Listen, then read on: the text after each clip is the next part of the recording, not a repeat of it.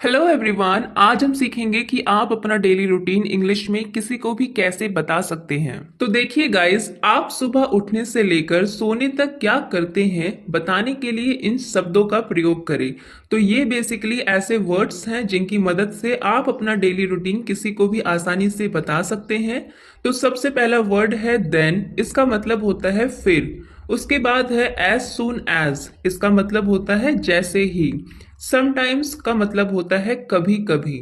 After that का मतलब होता है उसके बाद। यूजुअली का मतलब होता है आम तौर पर। ड्यूरिंग का मतलब होता है के दौरान।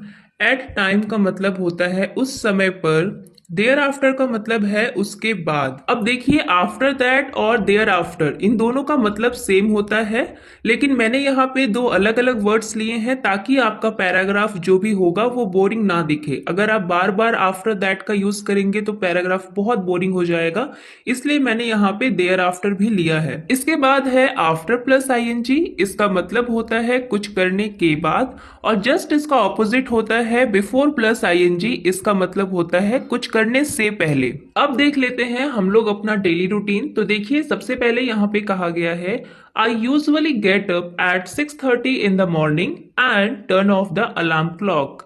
मैं आम तौर पर सुबह 6:30 बजे उठती हूँ और अलार्म घड़ी बंद कर देती हूँ। हर एक सेंटेंस में हम लोग मीनिंग को समझते हुए चलेंगे। तो देखिए, यूजुअली का मतलब होता है आमतौर पर। गेटअप का मतलब होता है उठना। आप गेटअप की जगह पे वेकअप का भी यूज कर सकते हैं, कोई दिक्कत नहीं है। एट के बाद आपको वो टाइम मेंशन करना है जिस टाइम पर आप सुबह उठते हैं। आगे लिखा गया है and turn off the alarm clock. Turn off का मतलब होता है बंद करना।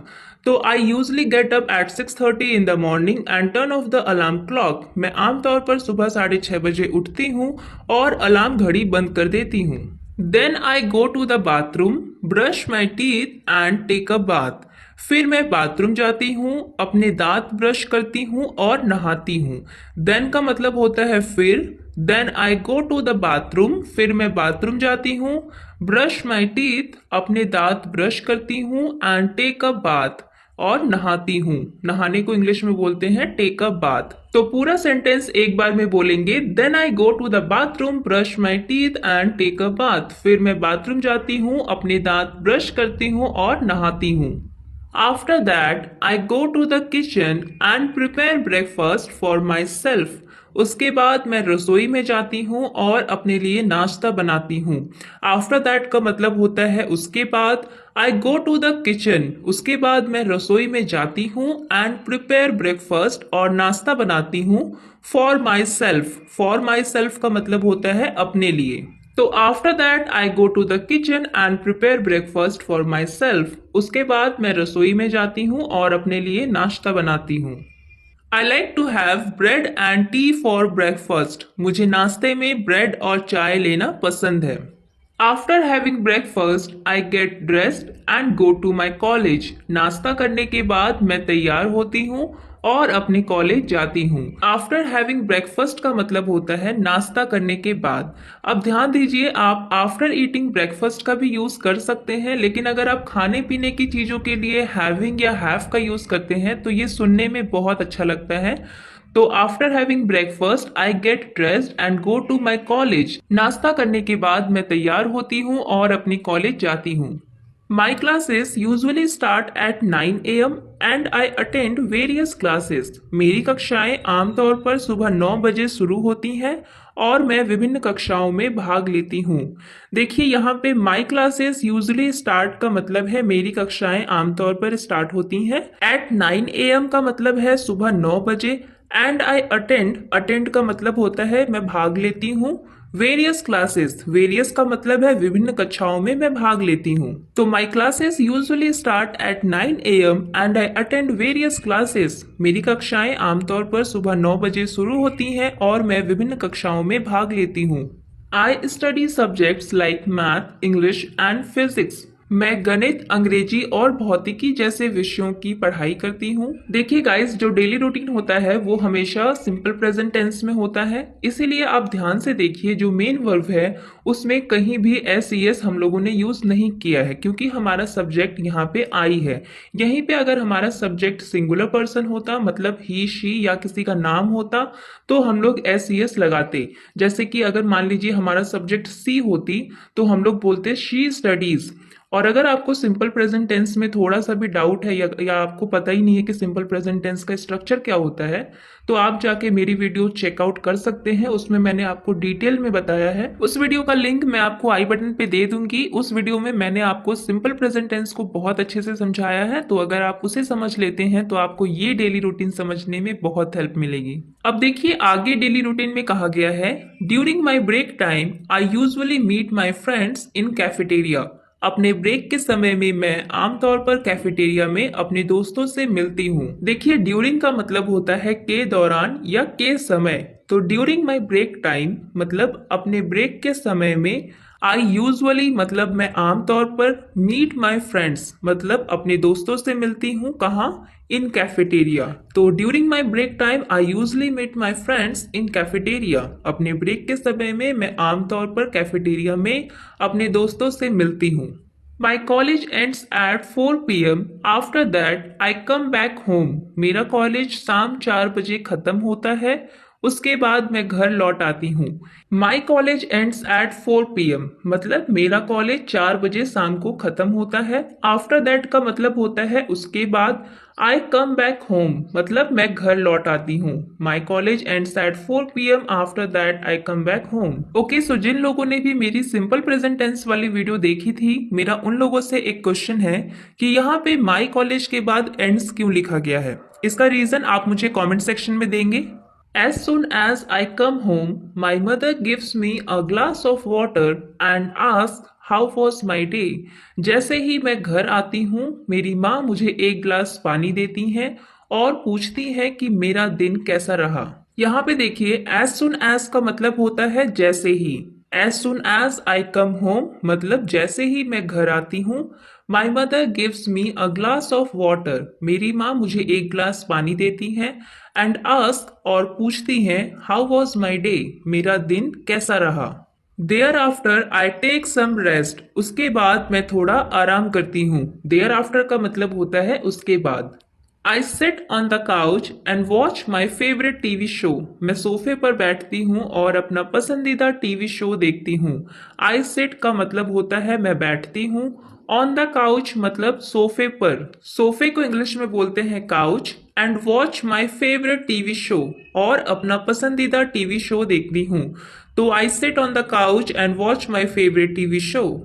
Sometimes I also listen to music. It helps me to relax after a long day of studying. कभी कभी मैं संगीत भी सुनती हूँ। यह मुझे पूरे दिन की पढ़ाई के बाद आराम महसूस करने में मदद करता है। यहाँ पे देखिए समटाइम्स का मतलब होता है कभी कभी। I also listen to music मतलब मैं संगीत भी सुनती हूँ। ऑल्सो का मतलब होता है भी। इट हेल्प्स मी मतलब यह मुझे मदद करता है। किसमें? टू रिलैक्स आराम करने में। After a long day of studying पूरे दिन की पढ़ाई के बाद।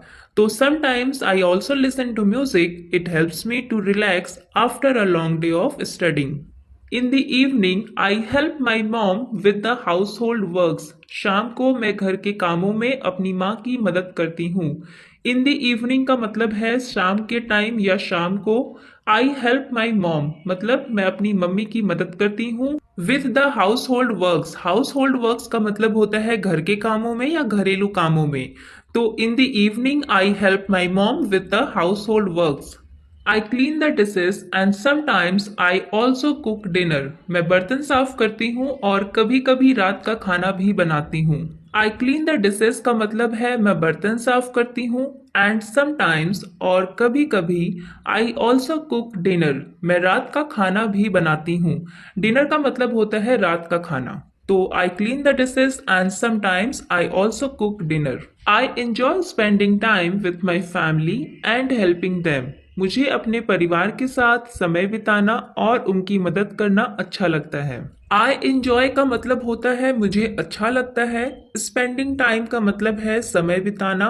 विथ माई फैमिली मतलब अपने परिवार के साथ। एंड हेल्पिंग देम और उनकी मदद करना।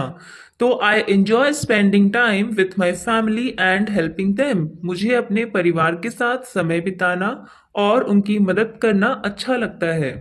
At 9 p.m. I sit and have dinner with my family.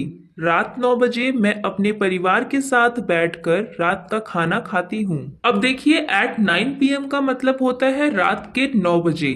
I sit मतलब मैं बैठती हूँ and have dinner with my family और अपने परिवार के साथ डिनर यानी कि रात का खाना खाती हूँ। अब देखिए यहाँ पे ईट को रिप्लेस किया गया है हैव के साथ। अगर आप ये बोलते कि at 9 p.m. I sit and eat dinner with my family तो ये भी सही होता, गलत नहीं है। लेकिन आप जब स्पोकन इंग्लिश की बात करते हैं, ज्यादातर स्पोकन इंग्लिश में खाने पीने की चीजों के लिए हम लोग हैव या हैविंग का यूज करते हैं, इसलिए मैंने यहाँ पे हैव का यूज किया है। We all sit together and talk about the whole day. हम सब एक साथ बैठते हैं और पूरे दिन के बारे में बातें करते हैं। We all हम सब sit together एक साथ बैठते हैं। Together का मतलब होता है एक साथ और sit मतलब बैठना। तो we all sit together हम सब एक साथ बैठते हैं and talk और बात करते हैं about the whole day पूरे दिन के बारे में।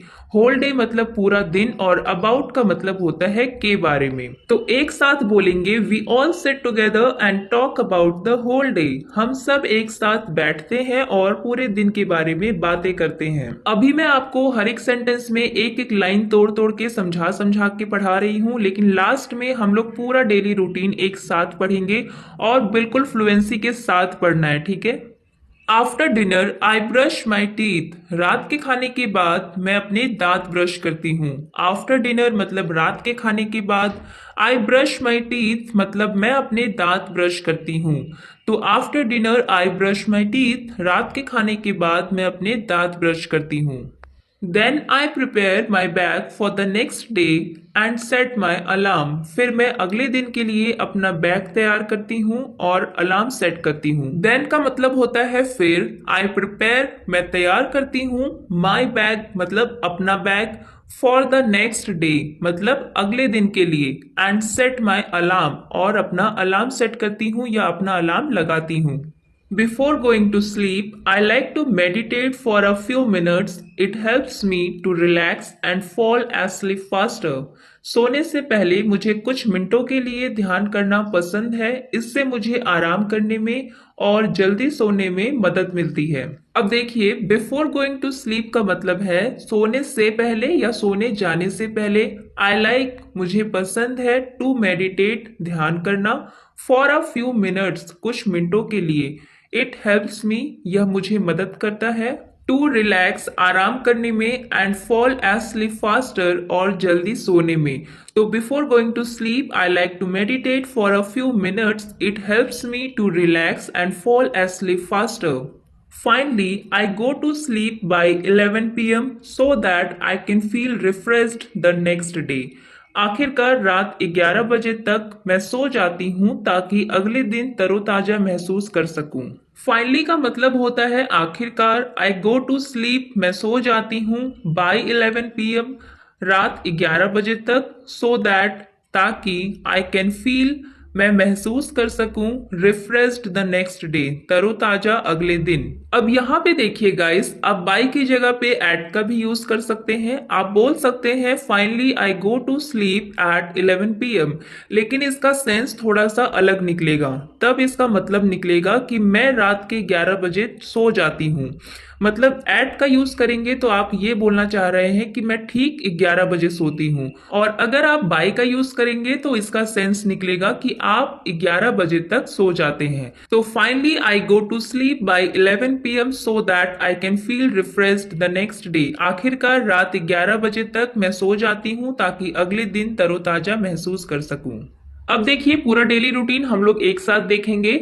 I usually get up at 6:30 in the morning and turn off the alarm clock. Then I go to the bathroom, brush my teeth and take a shower. After that, I go to the kitchen and prepare breakfast for myself. I like to have bread and tea for breakfast.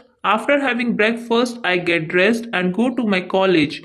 My classes usually start at 9 a.m. and I attend various classes. I study subjects like math, English and physics during my break time.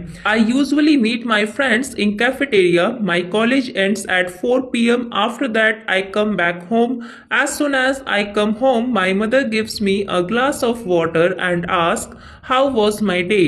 Thereafter, I take some rest. I sit on the couch and watch my favorite TV show. Sometimes I also listen to music. It helps me to relax after a long day of studying. In the evening, I help my mom with the household works. I clean the dishes and sometimes I also cook dinner. I enjoy spending time with my family and helping them. At 9 p.m., I sit and have dinner with my family. We all sit together and talk about the whole day. After dinner, I brush my teeth, then I prepare my bag for the next day and set my alarm. Before going to sleep, I like to meditate for a few minutes. It helps me to relax and fall asleep faster. Finally, I go to sleep by 11 p.m. so that I can feel refreshed the next day. Guys, यहाँ पे red colours में जो words लिखे गए हैं उन सारे words का मीनिंग मैं आपको पहले ही बता चुकी हूँ वीडियो में, तो आप भी इन वर्ड्स का यूज करके अपना एक डेली रूटीन प्रिपेयर करिए। इससे आपकी इंग्लिश स्पीकिंग में बहुत हेल्प मिलेगी, क्योंकि आप पूरा डेली रूटीन बता रहे हैं, आप सुबह से रात तक क्या करते हैं, आप वो सब कुछ बता रहे हैं। सो गाइस, आज की वीडियो में बस इतना ही। आई होप ये वीडियो आप लोगों के लिए बहुत हेल्पफुल रही हो। ये वीडियो अगर आपको पसंद आई हो तो प्लीज लाइक कीजिएगा और हमारे चैनल को सब्सक्राइब करना बिल्कुल ना भूलें। Thanks for watching.